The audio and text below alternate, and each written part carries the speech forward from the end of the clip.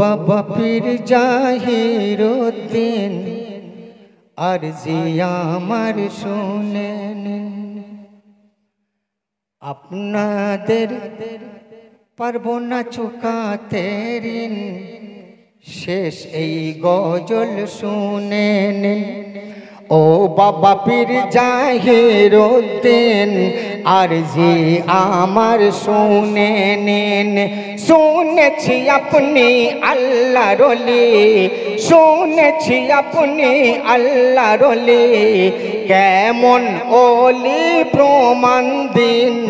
ও বাবা পীর জাহিরউদ্দিন আরজি আমার শুনে নিন।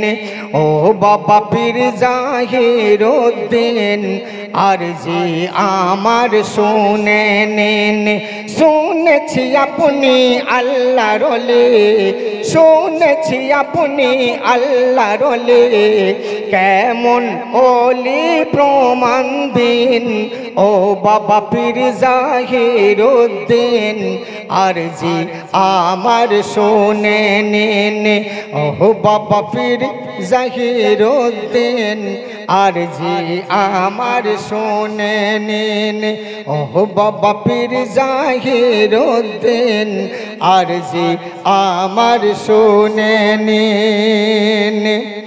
আজ 11ই অগ্রহায়ণে, 11ই অগ্রহায়ণে মারোখানার দরবারে নানান লোক এসেছে হেথায় নানার রূপ আশা করে। কেউ এসেছে রাত জাগিতে, কেউ এসেছে শুনিতে, আর কেউ দাঁড়িয়ে হাঁড়ির দিকে ব্যস্ত হাঁড়ি গুনিতে।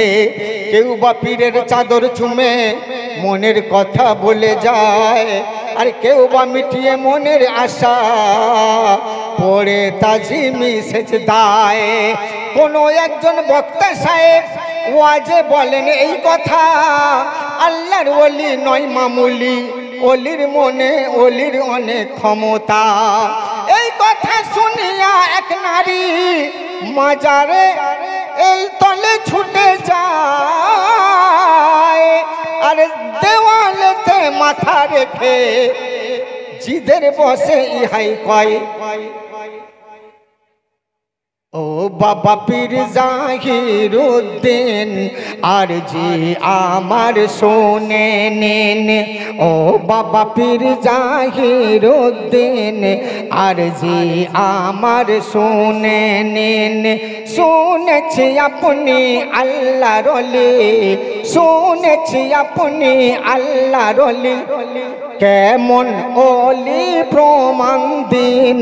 ও বাবা পীর জাহিরউদ্দিন আরজি আমার শুনে নিন। 3টি সন্তান হলো আমার, সব কটি মেয়ে। যার ঘটনা বলছি সেই মেয়েদের মধ্যে আছে উপস্থিত। এবছরে উনি এসেছেন এবং কমিটির সঙ্গে দেখা করেছেন। কমিটিকে দোয়া চেয়ে উনি কিছু নজরানাও দিয়েছেন। 3টি সন্তান হলো আমার, সব কটি মেয়ে। একটি ছেলের আশায় আশায় আছি বিফল হয়ে। দেখতে আমায় পারে না কেউ, দেখতে আমায় পারে না কেউ, শ্বশুর শাশুড়ি বড় কঠিন। ও বাবা পীর জাহিরউদ্দিন আরজি আমার শুনে নিন। শুনেছি আপনি আল্লাহর ওলি, ও গো শুনেছি আপনি আল্লাহর ওলি, কেমন ওলি প্রমাণ দিন। ও বাবা পীর জাহিরউদ্দিন আরজি আমার শুনে নিন। তারপর যদি আমি পুত্র না পাই, জানবো আপনি পাথর। মিছামিছি কেন লোকে করে আপনার কদর। ওই মেয়েটা এসে বলেছিল, আরে যদি আমি পুত্র না পাই, জানবো আপনি পাথর, মিছামিছি কেন লোকে করে আপনার কদর। এখানে যিনি করেন নিরাশ, এখানে যিনি করেন নিরাশ, এখানে যিনি করেন নিরাশ, কেমনে নেবে উম্মতের জমিন। ও বাবা পীর জাহিরুদ্দিন, আর জি আমার শুনে নিন। শুনেছি আপনি আল্লাহর ওলি, শুনেছি আপনি আল্লাহর ওলি, কেমন ওলি তার জবাব দিন। ও বাবা পীর জাহিরুদ্দিন, আর জি আমার শুনে নিন। তারপর একটি বছর এই কথা বলে এখান হতে সে নিয়েছিল বিদায়। এই কথা বলে এখান হতে সে নিয়েছিল বিদায়। পূর্ব মেদিনীপুর কেটিপি থানা মাছিনানের বাসায়। এই কথা বলে এখান হতে সে নিয়েছিল বিদায়। পূর্ব মেদিনীপুর কেটিপি থানা মাছিনানের বাসায়। গোপালনগর স্টপেজে নেমে, গোপালনগর স্টপেজ নেমে নাম তার আজমিরা পারভিন। ও বাবা পীর জাহিরুদ্দিন, আর জি আমার শুনে নিন। ভেবেছিলাম কাছে ডেকে মেটাবো মনের খেদ, কিন্তু এবছর দেখছি কাছে থাকা মেয়েদের নিষেধ। ভেবেছিলাম এই কাছে ডেকে মেটাবো মনের খেদ, কিন্তু এবছর দেখছি এসে মেয়েদের কাছে আসা নিষেধ। তাই আজমিরা তোমার জায়গাতে থাকো, আজমিরা তোমার জায়গাতে থাকো, মিটিয়ে নাও ওই মনের ঋণ। ও বাবা পীর জাহিরুদ্দিন, আর জি আমার শুনে নিন। বেশ, তারপর একটি বছর কেটে গেল। মায়েদের বঞ্চিত করবেন না, কমিটির সদস্যদের বলছি এ সময় শুনে রাখুন। আপনার বাপ যদি কালো হয়, আপনি জোর করে মেজে পরে সাদা করতে পারবেন? পারবেন না। অনুরূপ যখন কিছু ছিল না, এখানে এত বড় জায়গা ছিল না, জঙ্গল হয়েছিল, আপনার দাদুরা, দাদুর বাপেরা, তারা কিন্তু লম্পট জ্বালিয়েও মুর্শিদের সঙ্গে সাক্ষাৎ করত, দেখা করত। আর সেই সময় কোনো মহিলা আসলে তাকে বঞ্চিত করা হতো না, কারণ আল্লাহর ওলির দরবারে পুরুষ যেমন চাইতে যেতে পারে, নারীরও চাওয়ার আশা আছে, অধিকার আছে।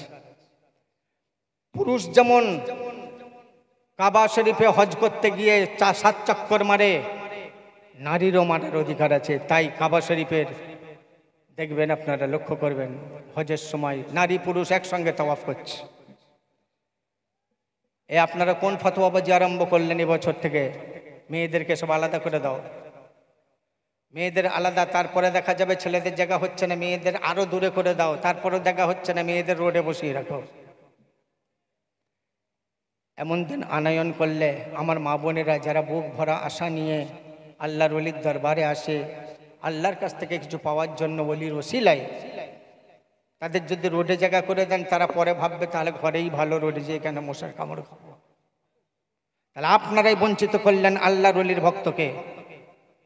সুতরাং আমার চোখে এটা খুব ভালো লাগলো না, কারণ আমার মা আমার পেছনে থাকে, আমার বাপেরা আমার সামনে থাকে। এখন দেখছি মাবিহীন শুধু বাপকে নিয়েই হচ্ছে। মায়েদেরও শোনার অধিকার দেবেন আপনারা, বসার জায়গা করে দেবেন। কেন?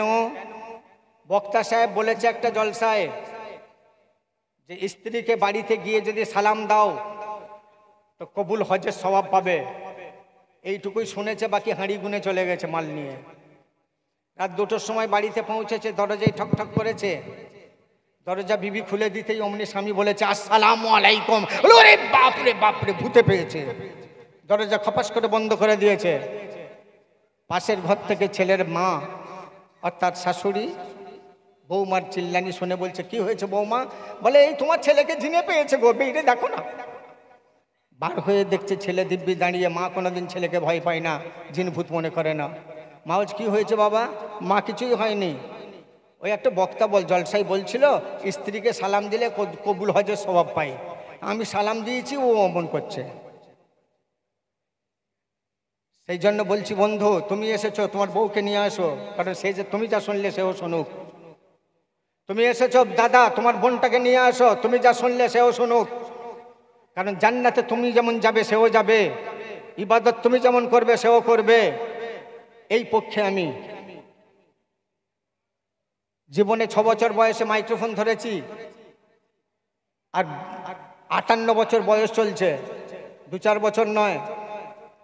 চিন্তা করুন আপনারা কত বছর আমি এই মাইক্রোফোন নিয়ে খেলা করছি। আমি মা সম্বোধন করি, ছেলেদেরকে বাপ সম্বোধন করি, নিজের ক্যারেক্টার নিজের চরিত্র সংবরণ রাখার চেষ্টা করে এসেছি সারা জীবন।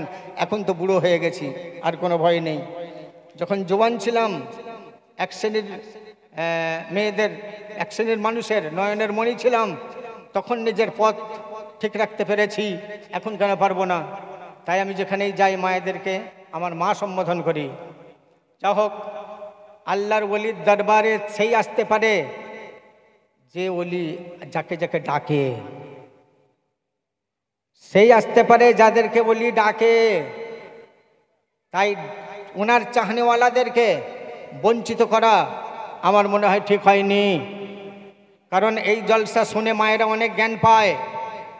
আমি দেখেছি প্রথম বছর যখন এখানে এসেছিলাম, তখন মেলার মতো মাথার কাপড় খুলে মেয়েরা ঘুরছিল। আজ সে জিনিস দেখা যায় না মারোখানার বুকে। যখন তৃতীয় বছর এসে মেয়েদের পর্দার কথা বলেছিলাম, যে 6 নারী জাহান্নামে যাবে, কোন কোন কোন কোন নারী, তার পরের বছর এসে ফলো করেছিলাম মায়েরা অনেক বোরকা পরে পরে চলাফেরা করছে। তাহলে সমাজ পরিবর্তন হচ্ছে। এই মারোখানার সরজমিনে পীরের ওসিলা করে যারা আসছে, তারা হাদিস কোরআনের কথা শুনে পরিবর্তন হচ্ছে। যদি বলেন মেয়েদের আসতে দেবো না, কোন মায়ের লাল এমন আছেন আপনি কাওয়ালি করুন আর মেয়েদেরকে রুখুন? পারবেন না। বিচিত্রা অনুষ্ঠান করুন, মেয়েদেরকে রুখুন? পারবেন না। ড্যান্সের আয়োজন করুন, অথবা বড় বড় সিঙ্গার নিয়ে এসে গানের ফাংশন করুন, মেয়েদেরকে রুখুন? পারবেন না। তাহলে খারাপ কাজে যখন রুখতে পারছেন না, ভালো কাজে রুখবেন কেন? সুতরাং আনবেন, সাদরে নিয়ে আসবেন, জায়গা মতো বসিয়ে দেবেন। আমার মায়েরা খুবই আদবী। এখানের হুগলি জেলার খানাকুন থালা এলাকার মেয়েরা খুবই আদবী, এদের মতো হয় না। বহু সারা বাংলা আমি ঘুরে বেড়াচ্ছি, আপনারা আমাকে ইউটিউবে দেখছেন। যেমন যদি দেখেন 20,000 বেটা ছেলে আছে, তো 30,000 মেয়ে ছেলে আছে দেখতে পান। সুতরাং কোথাও কোনো বিশৃঙ্খলা আমি দেখতে পাই না, আমি শুনিও না। কারণ মক্কা শরীফে গেলে যেমন পুরুষ নারীর মন পরিবর্তন হয়ে যায়, আল্লাহর ওলির উরুসে এসে তাদেরও মন পরিবর্তন হয়ে যায়। না হলে রাস্তাঘাটে অনেক হাত ধরে ধরে ঘোরা দেখতে পেতেন আপনারা, কিন্তু মারোখানার সরজমিনে আপনি কাউকে হাত ধরে ঘুরতে দেখেননি। সুতরাং এই ঐতিহ্যটা মারোখানার গ্রামবাসী আপনারা বজায় রাখবেন। আমার মায়েদেরকে বঞ্চিত করবেন না। মায়েদেরকে বরং কাছে জায়গা দিন, পুরুষদের জন্য দূরে করুন। কারণ মেয়েরা পরিবর্তন হলে সারা সমাজ পরিবর্তন হয়ে যাবে। একটা মৌলানা যদি মৌলানা হয়, তা সে শুধু মৌলানা হয়। একটা হাফেজ যদি হাফেজ হয়, সে শুধু হাফেজ হয়। আর একটা মেয়ে যদি মৌলানা হয়, তার সারা পরিবেশ মৌলানা হয়। একটা মেয়ে যদি কোরআনে হাফেজ হয়, তো তার সারা পরিবেশ কোরআনে হাফেজ হওয়ার চেষ্টা করে। সুতরাং নারী শিক্ষার আমাদের প্রয়োজন। আমরা মুখে বলে বেড়াচ্ছি আর কাজে কাজে মেয়েদেরকে সব বঞ্চিত করছি, আড়াল করছি, এটা মোটেই ঠিক নয়। সুতরাং আমি এই দাওয়াত দিয়ে যাব, পুরানো দিনকে ভুলবেন না। আগে যেভাবে এই উরুস পাক হয়েছে, মানুষ কচু ঘন্ট, একটা পিস কচুর জন্য বারে বারে চিল্লেছে। আজ সেই ওলির দরবারে অনেক পরিবর্তন দেখা দিয়েছে। আস্তে আস্তে এখন মানুষ আর কচু খোঁজে না, এখন মাংসের টুকরো খুঁজছে। তাও খুঁজতে হয় না, বেশি হয়ে যাচ্ছে। সুতরাং এই ওলির যে নিগাহে করম, এ আস্তে আস্তে আরও বাড়বে। কিয়ামত পর্যন্ত এই উরুস পাক চলতে থাকবে ইনশাআল্লাহ। যদি আপনারা, শেষ কথাটা বলি, আবার নেগেটিভ আর পজিটিভ আছে, যদি আমার কথাটা না শোনেন আপনাদের ব্যাপার সেটা, কিন্তু 5 বছর পরে আমি যদি মরেও যাই, আপনারা সাক্ষী থাকুন, 5 বছর পরে উরুসের ভাঙন ধরবে। পুরানো ঐতিহ্যকে যারা ছেড়ে দেয় তাদের মধ্যে বহুমুখী এসে যায়, বহু মত তৈরি হয়ে যায় যে এটার যখন পরিবর্তন করতে পেরেছি তখন এটারও পারবো, ওটার যখন করতে পারছি তাহলে এটারও পারবো। আস্তে আস্তে 5 বছর পরে দেখবেন এই জমাটি ভাব থেকে ডাউন হতে চলেছে, অথবা আরও লোক সংখ্যা বাড়বে, কিন্তু কাজের কাজ থেকে বঞ্চিত রাখা হবে সবাইকেই। কথাটা মনে রাখবেন বন্ধু। আর টাইম নেই, আসুন আমরা সালাতু সালাম পড়ে নিই। ইয়া নবী সালাম আলাইকা ইয়া রাসূল ইয়া হাবিব সালাম আলাইকা সালাওয়াতুল্লাহ ইয়া রাসূল আল্লাহ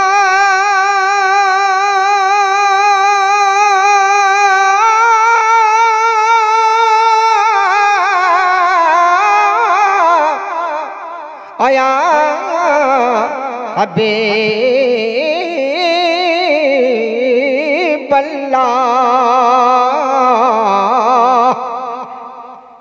আরশে ছিলেন মুহাম্মদ